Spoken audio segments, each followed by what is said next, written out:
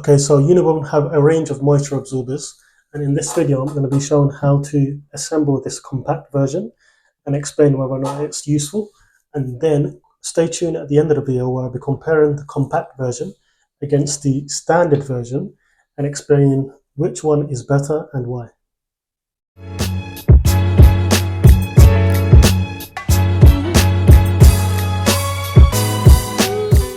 Onto the actual product that we're going to cover, which is this humidifier, the compact dehumidifier, the compact version anyway. So if we open it up,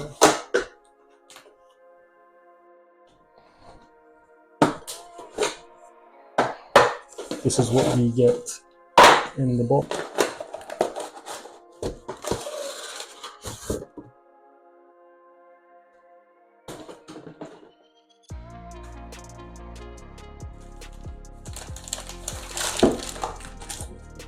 So fitting it's quite simple. We just have to set it up first of all. We'll pull this out, and then we place this here. So you see these little grooves, they go inside these little sections here. And so we align it and we twist, and so it's locked into place now. You then get this. You can buy these from Amazon in terms of the refill versions, and I think it normally lasts you at least 3 months, one of these, so they'll go quite a long way.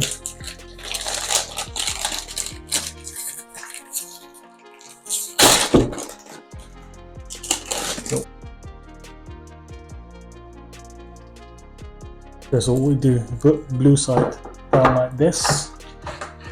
It's going to be on a slight curve, and then this goes this way, so like so, and we hold it and push it down. Now you will notice that there's this line here, and that's supposed to be the case. So if I hold it like this, it doesn't come off, see? So you'll see this gap, that gap is normal, so don't be worried about seeing that gap.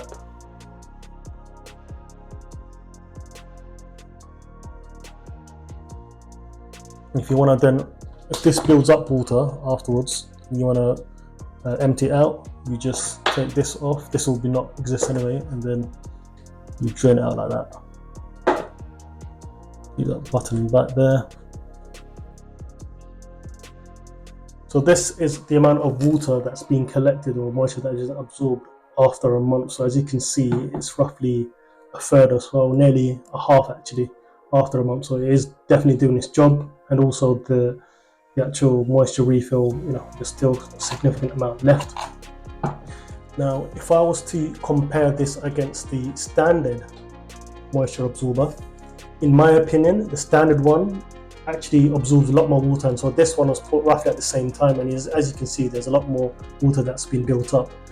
Now, it would be remiss of me if I didn't mention the fact that these were put in different rooms. So obviously if there's more moisture in one room, then you expect more moisture to be absorbed. So that's a factor to consider. But from my experience of using this for the past few months, the one on my right hand side, which is a lot bigger, absorbs a lot more water, but visually it's not the best. Whereas this compact one, you know, is more subtle, and I guess would be nice to have in a living room. However, you know, it absorbs less water. So in essence, it depends on your priority really. You know, do you prioritize something that looks visually nice and absorb less water, or something which is a slight eyesore but absorb more water? So that decision is up to you, but hopefully you find this review useful. And if you did, give it a like and subscribe, and I'll see you in the next video.